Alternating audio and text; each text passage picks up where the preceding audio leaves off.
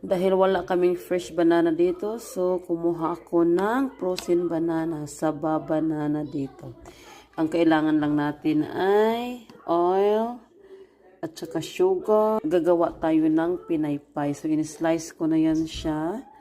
At ito din. So, nilagyan ko na ng oil tong pan natin.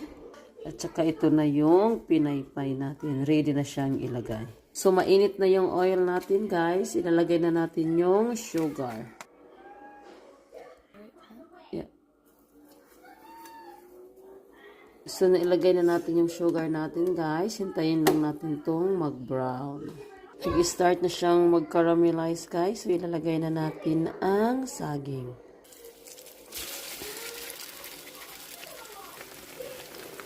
So, baliktadin lang to natin, guys. Para malaman natin kung nandyan na yung sugar niya.